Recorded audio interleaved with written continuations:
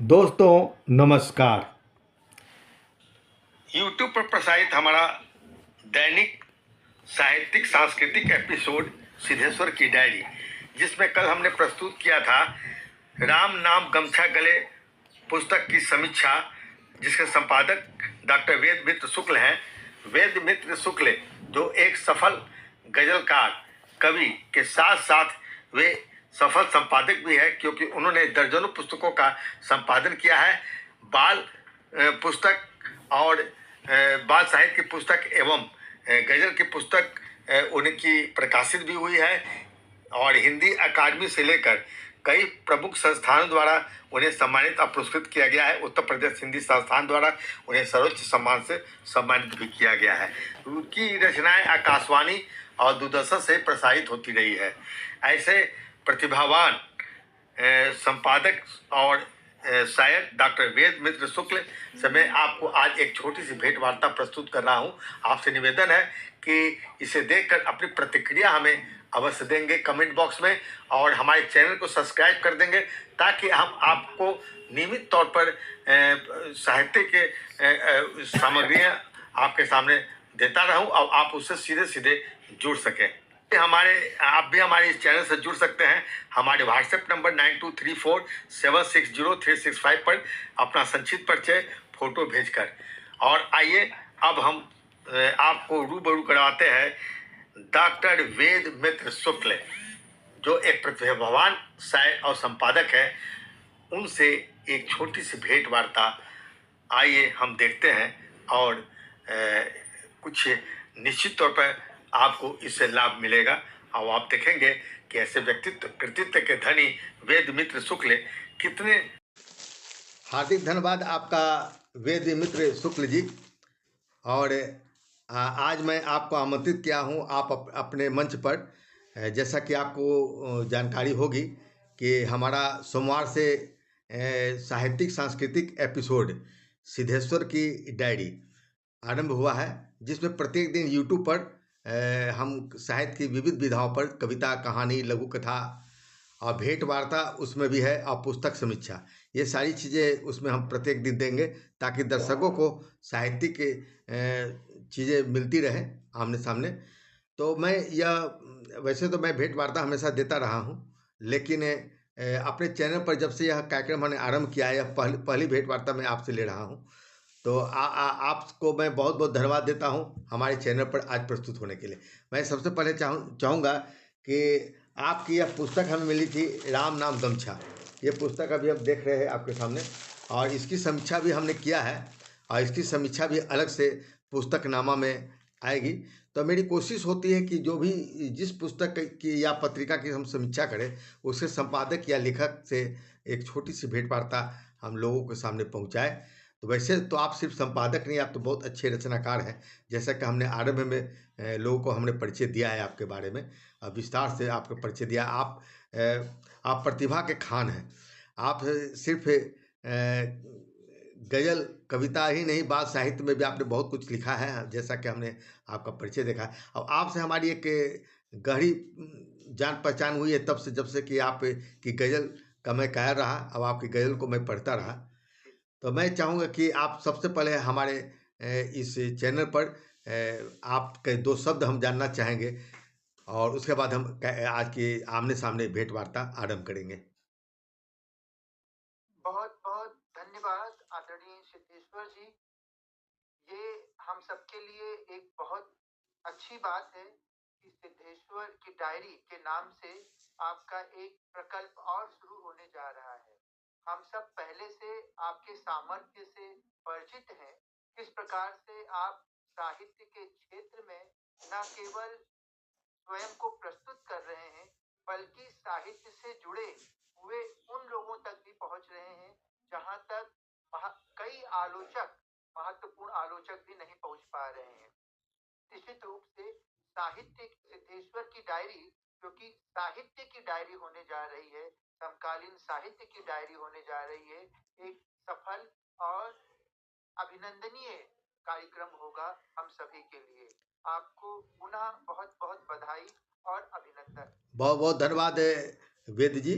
और निश्चित तौर पर आपकी बधाई हम तक पहुँची है, तो मेरी मेरी मेरी ऊर्जा भी दुगना हो गई है, और मैं और भी सख्ती से इसमें जुड़ूंगा।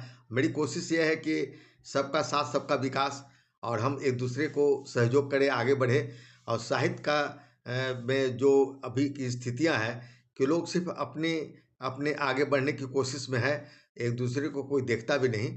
वहाँ हमारी कोशिश ये है कि हम सबका साथ लेके चले और सबका विकास करें। अभी आपकी आपके संपादन में एक पुस्तक जो आई है, राम नाम गमछा गले, हम इससे ही आरंभ करेंगे सवाल। चूँकि यह पुस्तक बहुत ही अच्छी बन पड़ी है, हमने तो पुस्तक समीक्षा भी किया है, और इसमें पूरी तरह से नज़र आती है कि इसके जो संपादक है वो निश्चित तौर पर साहित्य के प्रति बहुत ही समर्पित है, क्योंकि एक एक पन्ना देखने से लगता है कि आपका श्रम उसमें झलकता है। तो मैं पहले चाहूँगा कि इस पुस्तक को प्रकाशन करने के पीछे आपका उद्देश्य क्या है? राम नाम गमछा गले गुरुजी गुलाब चंद शुक्ल को समर्पित कविताएं, इस शीर्षक से एक किताब हम सबके साथ है। यह किताब कैसे बनी और किस प्रकार से बनी, मैं बहुत हद तक सोच नहीं पाया हूँ। लेकिन आप जैसे जो इन सब बातों पर ध्यान देने के लिए हमेशा सक्रिय रहते हैं, उनकी वजह से अगर मैं सोचूं तो मैं पाता हूं कि इस किताब में मैंने तो कुछ किया ही नहीं है। जो हमारे आसपास का परिवेश होता है, उस परिवेश को क्या हम रेखांकित कर सकते हैं? सिद्धेश्वर की डायरी हो या सिद्धेश्वर जिस प्रकार से पुस्तक वार्ता अवसर आदि का आप संचालन कर रहे हैं, वो अपने आसपास के परिवेश को रेखांकित करने का ही एक बहुत बड़ा कर्म है। संभवतः उसी कड़ी में हम जैसे लोग कुछ कर जाते हैं। गुरुजी गुलाब चंद्र शुक्ल जब नहीं रहे तो अखिल भारतीय साहित्य परिषद द्वारा उनके सम्मान में उनको याद करते हुए एक संगोष्ठी का आयोजन किया गया। और उस संगोष्ठी में क्योंकि वो सांगठनिक रूप से राजनैतिक रूप से अपने समाज में बहुत सक्रिय रहे गुलाब चंद शुक्ल जी, तो उन पर जो संगोष्ठी आयोजित हुई उसमें आए हुए साहित्यकारों ने न केवल उन पर अपने उद्बोधन दिए उन पर केंद्रित, बल्कि उन पर कुछ रचनाएं सुनाई गई। वहीं पर यह तय हुआ कि आप गुलाब चंद शुक्ल जी के पुत्र हैं, तो क्या क्यों ना इन रचनाओं को आप एकत्र कीजिए। मैं आश्चर्य व्यक्त करता हूं कि न केवल वे रचनाएं बल्कि उनके साथ साथ जो मुझसे जुड़े हुए थे या उस परिवेश को जो पढ़ सकते थे, जहां न पहुंचे रवि वहां पहुंचे कवि, आपकी भी रचनाएं उसके अंदर आई। और इस प्रकार से लगभग 60 विद्वानों और कवियों की रचनाएं राम नाम गमछा गले जी, जी, इस पुस्तक पुस्तक में हमने देखा, सम्मिलित हो इसमें गई। पुस्तक में देखने से ही लगता है कि यह सिर्फ़ किसी के व्यक्तित्व पर केंद्रित नहीं है, एक साहित्यिक पुस्तक बन गई, साहित्य का एक धरोहर बन गई है। तो बहुत-बहुत धन्यवाद देते हैं कि आपके पिता हैं, यह आपका सौभाग्य है, और हमारा भी सौभाग्य है कि इतने अच्छे साहित्यकार के पिता पर केंद्रित उनका व्यक्तित्व कृतित्व तो हमने लिखा ही है, आप पढ़े भी होंगे कि वे सिर्फ़ एक राजनीति से जुड़े हुए नहीं लगते हैं, बल्कि उनका व्यक्तित्व ही कुछ इस तरह का है जो समाज में बहुत कम देखने को मिलता है। अब हम आते हैं आपके साहित्यिक व्यक्तित्व के प्रति।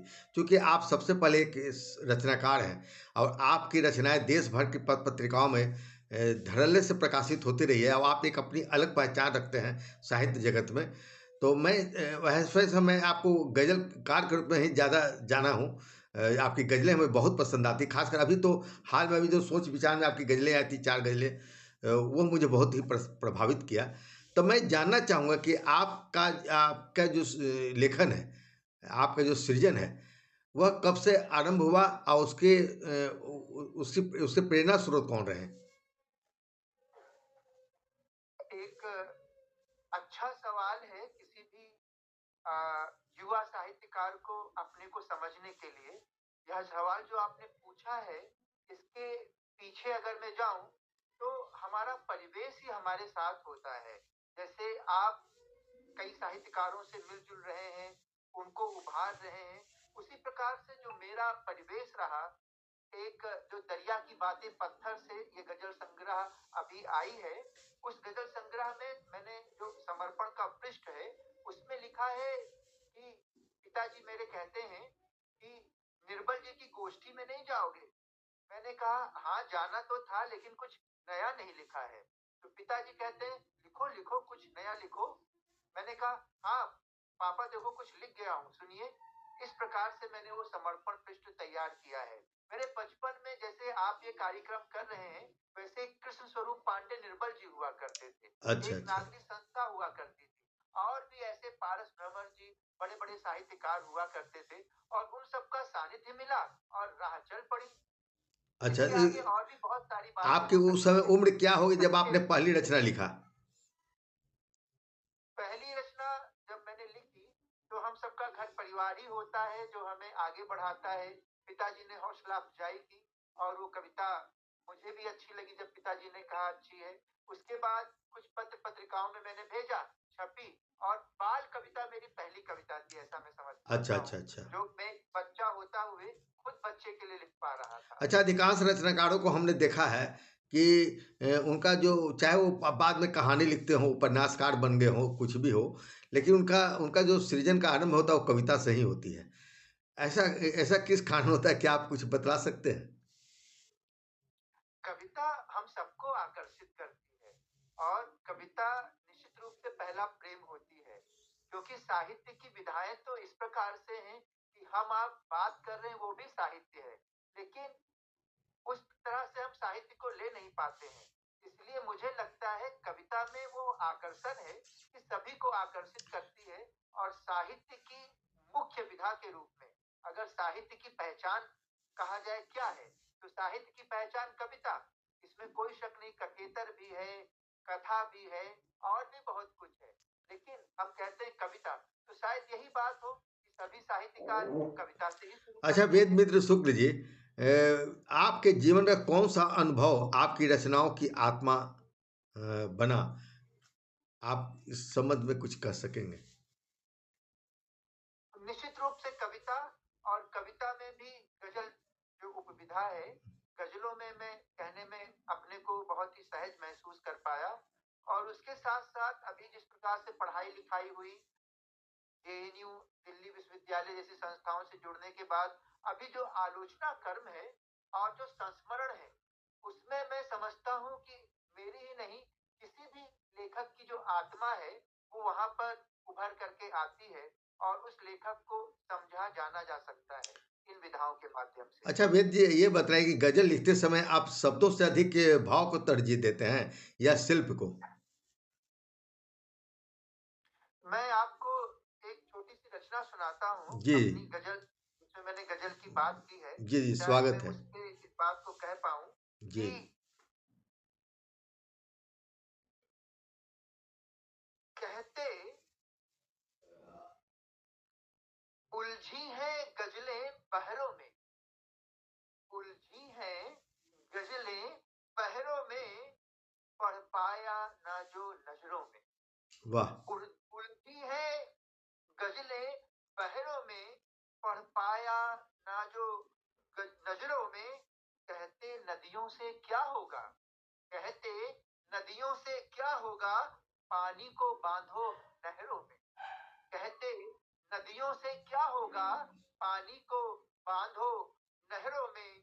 उलझी हैं गजलें पहरों में, पढ़ पाया ना जो नजरों में। शिल्प और भाव, नहरें और नदियां, नजर और बहर, मेरे ख्याल से जो आपने प्रश्न किया कि शिल्प और भाव क्या महत्वपूर्ण है, बिना नहरों के तो खेत सूख जाएंगे, लेकिन नदियों को जितना काट काट के नहर बनाएंगे तो नदियों का क्या होगा। ये एक बड़ी व्यथा कथा है कि भाव जरूरी है कि शिल्प, नहर जरूरी है कि नदी, और नदी जरूरी है कि नहर, नजर जरूरी है कि शिल्प और भाव का, मुझे लगता है यही अर्थ है जो मैंने अपने इस मतले और शेर में कहा है कि उलझी है गजलें पहरों में, पढ़ पाया ना जो नजरों में। अच्छा, आज हिंदी गजल की जो परंपरा चली है, जैसे कि जिसके कारण दुष्यंत कुमार आज सब जगह अपनी अलग पहचान बनाए हैं, और उनकी गजलें मुझे लगता है कि अन्य शायरों की अपेक्षा अधिक आम पाठकों के बीच, आम पाठकों के बीच का मतलब कि एक सामान्य व्यक्ति भी आराम से उसे समझ लेता है, बुझ लेता है। तो मैं जानना चाहूँगा कि ये जो आज का साहित्य लिखा जा रहा है वो सिर्फ समीक्षकों आलोचकों के लिए लिखी जाती है या आम पाठकों के लिए? ये बहुत जरूरी सवाल है। आज का साहित्य आलोचकों के लिए लिखा जाता है कि आम पाठकों के लिए जितने भी अकादमिक लोग हैं वो जब लिखते हैं तो शायद आलोचकों के लिए ही लिखते हैं, लेकिन लौट फिर करके उनको आना पड़ता है आम पाठक के लिए। आम शब्द भी ठीक नहीं है, जो पाठक है, जो पाठक वर्ग है, उसके नहीं लिए नहीं, इस आम आम साहित्य को पाठक हमने आना इसलिए पड़ता है। कहा कि कुछ बुद्धिजीवी भी करते कि हमारी रचना जो है, जैसे बहुत सारी सपाट बयानी कविता लिखी जा रही है और समझ में भले लोगों को नहीं आती है, तो कहते हैं इसे बहुत प्रबुद्ध पाठक होना चाहिए। हमने इसलिए आम प्रबुद्ध पाठक का नाम पाठक, लिया। हाँ, इस प्रकार का एक वर्गीकरण है कि आम पाठक और प्रबुद्ध पाठक। लेकिन मेरे गुरुवर रामदरस मिश्र जी बताया करते हैं कि आम पाठक और विशेष पाठक का कोई ऐसा विभाजन नहीं है। पाठक पाठक है। तो उसी भाव से मैं जोड़ करके बोल रहा था, पाठक के पास साहित्य को आना ही होगा। और जो साहित्य पाठक तक नहीं पहुंच रहा है, जो साहित्य श्रोता तक नहीं पहुंच रहा है, आदमी तक नहीं पहुंच रहा है, वो साहित्य मुझे लगता है, साहित्य किस स्तर का है, ये स्वयं में एक बड़ा प्रश्न है। पाठक तक, आदमी तक, एक मनुष्य तक वो साहित्यकार है या नहीं, साहित्य को वहां पहुंचना ही होगा। चाहे वो किसी बुक सेल में, लाइब्रेरी में बंद होकर के रह जाए, तो मुझे लगता है साहित्य नहीं हो पाएगा वो। जी जी। अच्छा वेद जी, हम एक दो और गंभीर सवाल पूछना चाहेंगे, चूंकि यह भेंट वार्ता बहुत अधिक लंबी आज नहीं ले जाएंगे। हम फिर दोबारा भी भेंट वार्ता लेंगे तो उसमें और भी आपसे तो मिलकर लगता है कितने सारे सवाल करें, कितने सारी बातें आपसे करें, अच्छा लग रहा है। फिर भी एक दो सवाल, आज गज़ल का ही बारे में आप ज़्यादा बात कर रहे हैं, फिर हम साहित्य के अन्य चीज़ों के बारे में भी आपसे मिलकर बात करेंगे। हम ये जानना चाह रहे थे कि क्या हिंदी गज़ल की बढ़ती लोकप्रियता साहित्यिक विकास और आम पाठकों को तो प्रभावित कर ही रही है। क्या आज की गज़ल सामाजिक सच बोलने का साहस रखती है, या यह वह केवल मंचीय मनोरंजन बनकर रह गई है? मैं तो एक मतलब और एक शेर पढ़ता हूँ आपके इस सवाल के जवाब में कि पत्थर बनकर सह लेते हैं, पत्थर बनकर सह लेते हैं और गजलें भी कह लेते हैं। मेरा हुँ। पहला गजल संग्रह 2019 में जारी अपना सफर रहा आया था हिंदी एकेडमी के सौजन्य से, नई दिल्ली के सौजन्य से। उसकी ये गजल है कि पत्थर बनकर सह लेते हैं और गजलें भी कह लेते हैं। आदमी आज के यंत्र सदृश, हुँ। आदमी आज के यंत्र सदृश कुछ भी होता रह लेते हैं, कुछ भी होता रह लेते हैं। आज के समय में गजलें कहना बहुत बड़ी चुनौती है, क्योंकि अगर आप पत्थर की तरह हैं तो गजलें कैसे कहेंगे बिना संवेदनाओं के? फिर आप गजलें भी कैसे कह रहे हैं? तो यंत्रवत होकर के गजलें कही नहीं जा सकती हैं। मैंने देखा कि जब गजलें हिंदी परिदृश्य में, हिंदी साहित्य से जुड़ती हैं, तो गजलों की ताकत और बढ़ जाती है। क्योंकि गजलें हिंदी से जुड़ने का मतलब है एक लोकतंत्र से जुड़ना, क्योंकि हिंदी भाषा लोकतांत्रिक भाषा है। इसलिए गजलों में सामाजिक प्रश्नों को तो खड़ा किया ही गया है, राजनैतिक, सामाजिक और कई प्रकार की विसंगतियों से। लेकिन जब हिंदीपन और हिंदी गजलों में आई है, तो सबसे बड़ी ताकत गजल की बन करके ये उभरी है कि गजल न केवल सामाजिक प्रश्न खड़े कर रही है, बल्कि गजल उन कोनों तक पहुंच रही है जहां एक आम आदमी, जहां एक अवसादग्रस्त व्यक्ति अपने को पाता है और सुकून पाता है। कई आयामों को, कई पर्दों को गजल छूने में समर्थ है और छू रही है। इसी कारण से मुझे लगता है गजल लोकप्रिय हो रही अच्छा है। वेद जी, ये बतलाइए कि गज़ल तो अपनी जगह पर ठीक है, जिस तरह छंद को तोड़कर निराला आज चर्चा के केंद्र में रहे हैं और उनकी रचना आज लोगों ने स्वीकार कर दिया मुक्त छंद कविता के नाम पर। उस समय उनकी कविता लौटा दी गई थी। आज भी अच्छे अच्छे भाव लेकर जो गज़लें लिखी जा रही है, जिसमें मात्राओं की कम बेसी नहीं देखी जा रही है, लोग बहुत मंच पर और आम पाठकों को बहुत पसंद आ रही है। तो क्या उसे आज़ाद गज़ल के रूप में स्वीकार करना आप कितना तक बेहतर समझते हैं? आपने निराला जी की चर्चा की, आज उनकी जयंती भी है, बसंत पंचमी है।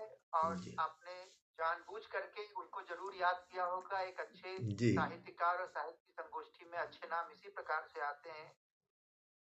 मुझे लगता है कविता में छंद उतना महत्वपूर्ण नहीं है जितना लय। क्या बात है, बहुत छंद खूब। टूट सकते हैं, जी लेकिन लय नहीं टूटनी चाहिए। जी और जब कविताएं दूसरे रूपों में आती हैं तो गद्य लय भी हो सकती है, गद्य कविता भी हो सकती है, छंद में भी कविता हो सकती है। मुझे नहीं लगता कि छंद अगर टूटे हैं तो कविता खत्म हो गई, क्योंकि कविताओं में लय महत्वपूर्ण है और लय आती है, कविताओं में लय है। और जिन्होंने कविता के साथ स्वयं को जिया है, समाज को जी रहे हैं, वो उस लय से अलग नहीं होते हैं। मुझे लगता है कि गद्य लय भी है, नहीं, ये गद्य सवाल लय हमें भी है। इसलिए करना पड़ा कि कुछ साहित्य के ऐसे ठेकेदार लोग हैं जो यह मान के चलते कि बस जो परंपरा के हिसाब से जो गज़लें लिखी जा रही है उसमें एक शब्द भी इधर से उधर हो गया, चाहे वो जितने अच्छे भाव लेके सामने आ रहे हैं, लय लेके सामने आ रहे हैं, उसके विरोध में वो खड़े हो जाते हैं। तो उसके विरोध में आज आज़ाद गज़लें खूब लिखी जा रही है और लोग पाठक भी पसंद कर रहे हैं। मुझे लगता है जैसा आपने कहा कि उस भाव प्रमुखता से जो रचनाएं लिखी जाती है सिर्फ समीक्षकों आलोचकों के लिए नहीं, बल्कि वहाँ पाठकों के लिए भी लिखी जाती है। तो यदि पाठक उसको पसंद करते हैं तो आप आज़ाद गज़ल तो कह ही सकते हैं। आजाद गजल जब आप क्योंकि गजल दुनिया गजल की कहने पर तो लोग उंगली उठाएंगे, जैसे कि आप कह दिए कि ये गीत है, गो गजल है। निराला ने भी तो नाम दिया ना मुख्य छंद। उससे पहले तो मुख्य छंद को ये नाम कविता की थी नहीं, तब वहाँ प्रश्न उठना बंद हो गया। और नहीं तो उससे पहले तो सवाल उठता ही था कि कविता है कहाँ, ये तो छंद है ही नहीं, लेकिन कविता तो है ना। अब आजाद गजल का तो नहीं मालूम, लेकिन जैसे मैंने सुनाई आपको ये गजल की नहीं, उर्दू आपके में तो मुकम्मल गजल है, उसमें तो कोई बात नहीं है। तो, तो उसमें लेकिन लय महत्वपूर्ण है, लय भंग जी नहीं जी। होना चाहिए। अच्छा चलिए, इस पर हम फिर और चर्चा कभी कर लेंगे, चूंकि हमारी यह जो भेंट वार्ता लंबी होती जा रही है और हम चाहते हैं कि फिर हम दोबारा आपसे मुलाकात करके फिर और सारी बातें करेंगे।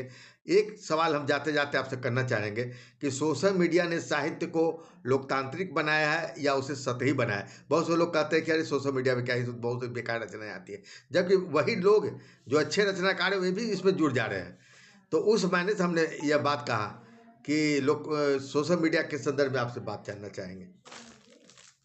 इस प्रश्न के बाद मैं एक अपनी गजल छोटी सी जी जी पढ़ूंगा, जी जी लेकिन निश्चित रूप से इसमें कोई शक नहीं है, सोशल प्लेटफॉर्म्स ने साहित्य का लोकतांत्रिकरण का विकास किया है और लोकतांत्रिकता बढ़ी है साहित्य के क्षेत्र में। इसमें कोई शक नहीं है, मैं इससे सहमत नहीं हूँ कि साहित्य बिल्कुल सतही होता जा रहा है सोशल प्लेटफॉर्म की वजह से, केवल उसकी वजह से। ऐसा नहीं है, पहले भी सतही साहित्य लिखा जा रहा था, आज भी लिखा जा रहा होगा, लेकिन सोशल प्लेटफॉर्म का योगदान है कि साहित्य का लोकतांत्रिकरण में एक बहुत बड़ी उपलब्धि है हम सबकी प्लेटफॉर्म। जी। अब अगर आपका हाँ हाँ, बस आप चलते चलते आपकी हम गजल कुछ सुन की कुछ पंक्तियाँ सुनना चाहेंगे और उसके साथ ही हम समापन करेंगे आज के ये भेंट में। चूंकि बहुत बहुत धन्यवाद, एक बार पुनः धन्यवाद, क्योंकि ये जारी अपना सफर रहा। 2019 में मेरा गजल संग्रह आया था जी और जी। राम नाम गमछा गले जो गुलाब चंद शुक्ल जी को समर्पित कविता संकलन है, जो आपके सहयोग के बिना पूर्ण नहीं हो सकता अरे था। था। इस बात को मैं यहाँ एक्नॉलेज करता हूँ, जी आपका आभार। और उसी राम नाम गमछा गले से जुड़ते हुए एक गजल पढ़ रहा हूँ मैं जी कि अंतस में जो जाकर देखा, अंतस में जो जाकर देखा, डूबा एक समंदर देखा। अंतस में जो जाकर देखा, डूबा एक समंदर देखा, और कद काठी में मुझ जैसा पर पर्वत सा कद्दावर देखा। क्या बात है। कद काठी में मुझ जैसा पर पर्वत सा कद्दावर देखा, और उसको लोग घेरियो बैठे, जैसे जैसे पीपल सरोवर देखा, जैसे पीपल सरोवर देखा। और देहाती गमछा था उसका, देहाती गमछा था उसका, जो कबीर की चादर देखा। अंतस में जो जाकर देखा, डूबा एक समंदर देखा। और कीमत कीमत बातों की पहचानी, कीमत बातों की पहचानी, जिस दिन उनको जी कर देखा। अंतस में जो जाकर देखा। और अंतिम शेर है कि कुंभकार खुद और मिट्टी भी, कुंभकार खुद और मिट्टी भी, उसने खुद को गढ़ कर देखा, उसने खुद को गढ़ कर देखा। अंतस में जो जाकर देखा, डूबा एक समंदर देखा। बहुत बहुत बहुत बहुत धन्यवाद। आभार। आपका भी बहुत बहुत धन्यवाद वेद मित्र शुक्ल जी। और मैं चाहूँगा कि आगे भी आपका यह स्नेह आत्मीयता हमें और हमारे मंच को मिलती रहे। बहुत बहुत धन्यवाद। नमस्कार। आभार। नमस्कार।